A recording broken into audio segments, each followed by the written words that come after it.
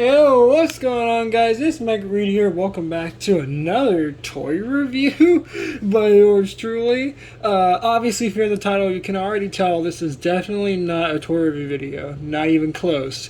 However, this is going to be a rather interesting video as I've been kind of keeping something under wraps. Now, I did leak a little sneak peek of what was going on behind the scenes with what I'm about to show you today. And in this case, this is a collaborative project, and also this thing is going to be the new backdrop for toy reviews and whatever other videos I record at this desk going forward. That and what else? This is something that I've had in the back of my mind and kind of playing around with in my head for some time now, but I think now I finally made my idea into a reality. So let's shift gears and go to my father, right?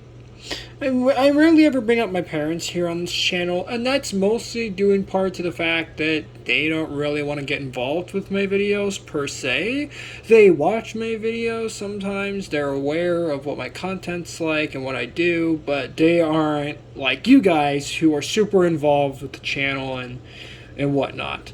So, with that being said, my father, right? He is a action figure collector, an adult collector. He collects all kinds of different stuff, from movies and comic books like Star Wars, DC, Marvel comics, stuff like that. And then he also collects more obscure figures from TV shows like Dukes of Hazzard, that's a very old TV show.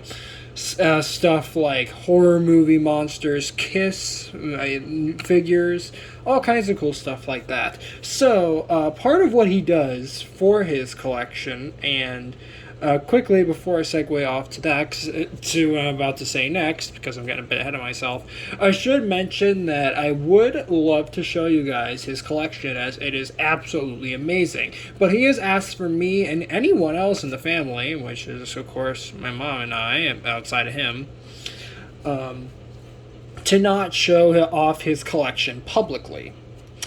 And I can respect that to some degree, because, you know, we don't want too much attention brought to him, since, you know,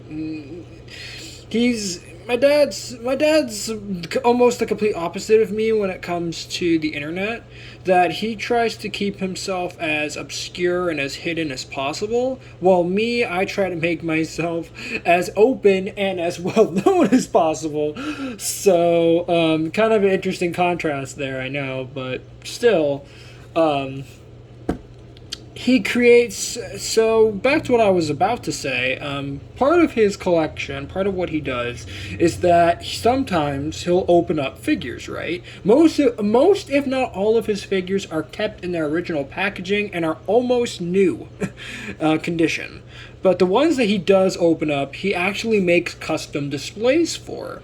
And he does this in a multitude of different ways. He mostly takes design cues from maybe the character that he's doing a display for, like a He-Man figure or something. Like, he'll do a little design of like maybe like a mask or a weapon or whatnot on it. So that's kind of interesting.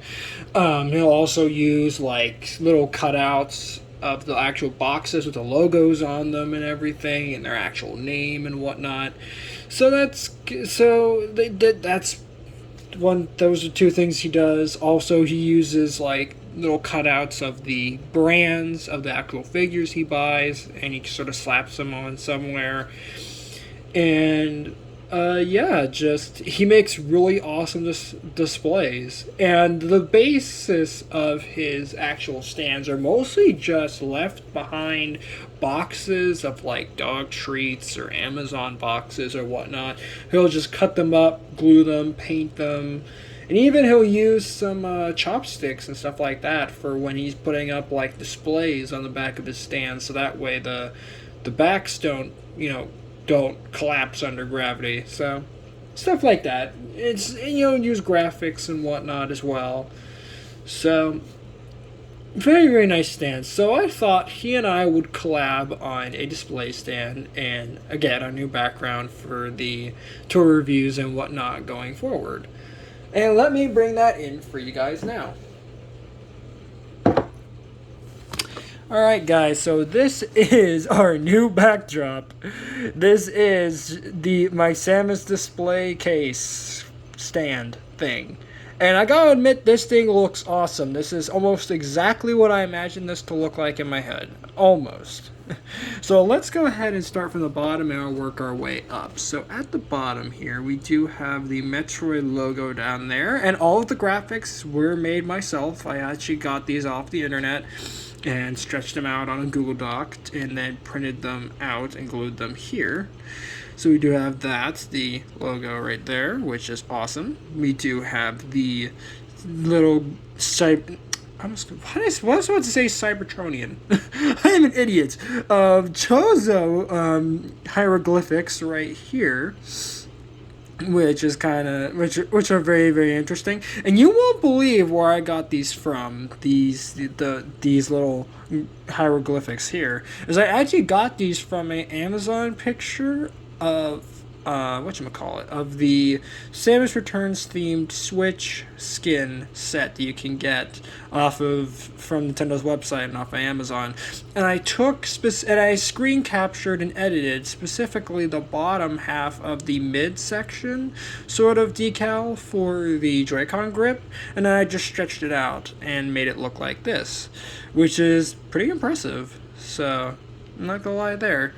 Up here, we do have two of the Samus figures right here. We have the Gravity suit and Phazon suit. Both come from Metroid Prime. I still need to play that game. Yes, I'm fully aware of that, and I will try to snag me a copy soon, as I'm still looking for a copy here. And let me see if I can get this. Hold on a second, guys. Just gotta quickly readjust this figure a little bit. There we go. Gotta make sure these are as straight as possible. There we go. Okay. Because they were a bit crooked. They weren't standing exactly straight. So there we go. There we have them right there. And then at the top you do have the Varia suit Samus herself. Now, what's kind of interesting is that this is actually my third time recording this video, and why that is because the first time I recorded this figure popped off immediately as I was spinning it around. I didn't even touch it, and it just fell off at the drop of a hat, so this needed to be re-glued. And then the second time, I was spinning it around, and for some reason, this figure decided to pop right off. So, yeah, kind of ironic and kind of embarrassing that I had to record this 3 whole times because these figures just decided to pop off. I'm surprised that this one actually stayed on in all these videos, but who knows? This one could pop off as well. It's a likely possibility. But anyway, well, not extremely, but it's likely. So moving up to the actual Varia suit Samus, up here we do have this little decal right here, which is kind of interesting. Well, not decal, but, you know, this little design here is actually a straight rip from Metroid Prime, specifically the Chozo ruins. These are scattered across the various different walls of that area. And I just took that and, of course, edited it on the PC, and then just got it glued here, which is really nice. And you'll see these multiple times throughout the design of this display, which is really nice. Now to bring up the elephant in the room. The back piece. What is that? Well, this back piece is actually a screenshot of Talon Overworld, also known as Planet Talon 4, right back there, which is really, really nice. So, for those who don't know, Talon 4 is one of many planets you visit in Metroid Prime, and I believe this is one of the first planets you visit after you escape the Orpheon flagship, the pirate flagship in Metroid Prime. Again, I've never played Metroid Prime, but I do know little bits of the story, little bits of it. Not everything, but just little bits. But I'm fairly confident that you visit this planet after you escape the Orpheon flagship, and I believe you're chasing Meta Ridley during that scene. if I'm remembering correctly. Either way, it's really sort of interesting little like swamp type foresty planet. Out of the back here you can see Samus's gunship, which, fun fact, this is her same gunship from Zero Mission, just modified. So pretty interesting there. And something else I just now noticed is that the third figure isn't standing completely straight. There we go. Okay, let me kind of adjust her arm a little bit. There we go. Now they're standing straight. So, I don't know why they were all crooked like that, but there we go. So, there you have them. And now let's spin this around to the side. Hopefully no other figures decide to pop off whilst I do this. Okay, cool. None of them did. That's surprising. But anyway, on the side here, you guys can see more of those sort of hieroglyphic designs right there.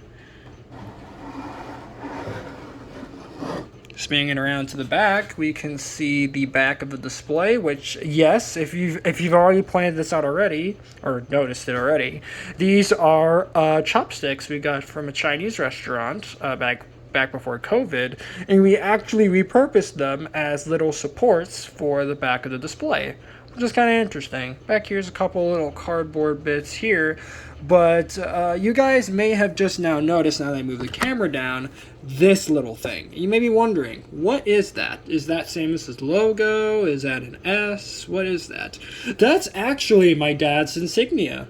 Yes, he's actually made his own custom branding logo type thing that sometimes he hides as a little Easter egg on his display stands. So you have to really look and find them on his display stands. I think it's really cool. And then a couple of them he just slaps right up front, but most of them you actually have to actively look for to find. Like this one, for example.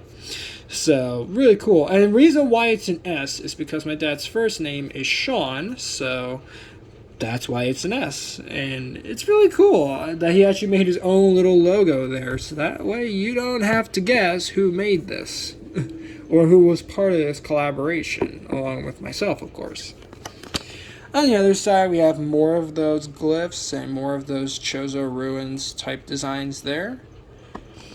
And then spinning back around to the front here, there you have it. So there you have the stand all in its glory, and we're just gonna push that back to where it's gonna sit till the end of time. And there we go. So that's gonna be in the background of all my toy reviews now. And just so you guys can get an idea of what it's gonna look like from now on, how toy reviews are gonna look. There you go. So see, it's gonna look like that now, which is gonna be really, really nice. So, thank you guys so much for watching this video on this custom Metroid display stand. And I'm super excited because by the time you guys see this, the next couple days after this video goes out, I'm going to be doing a Let's Play that is very, very special to me, at least.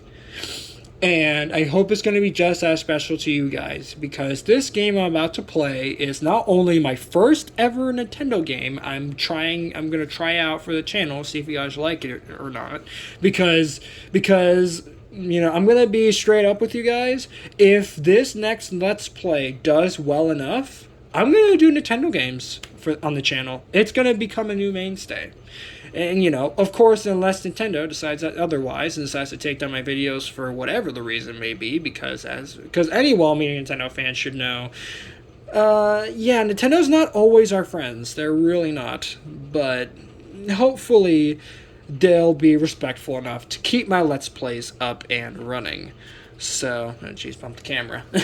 But anyways, another reason why this Let's Play is special to me is because this is a game that that got me through a very rough time in my life. Because, for those who may or may not know, at that time, school was getting really, really hard for me. Not to mention, COVID was just starting when I got this game. And let me tell you, my life was kind of in shambles. I'm not going to get too deep into it as to why this was a bad time for me, but just know it was not a good time. And this game literally gave me another reason to live. because those were the kind of ideas that were dancing around in my head at that time.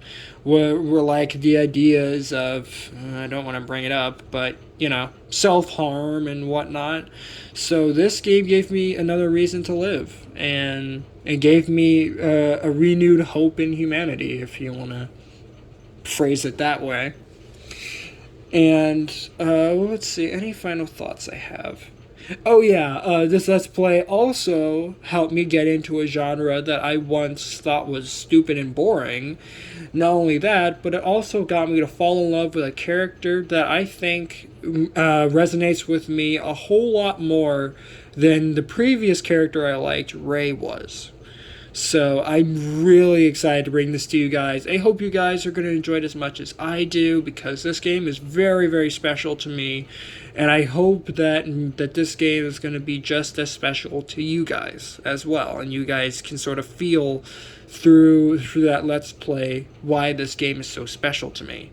But anyways, with all that being said, thank you guys so much for watching. I hope you guys enjoyed this. I'm looking forward to seeing you guys, all you guys, during that Let's Play. Hopefully, if College doesn't decide to get on my case during that time. And so, but then again, I'll let you guys know if I can make it on the in the next couple days, because that's what I'm shooting for currently. But thank you guys for watching. I'll see you guys in the next one. Linear Read Squad, and have a good one.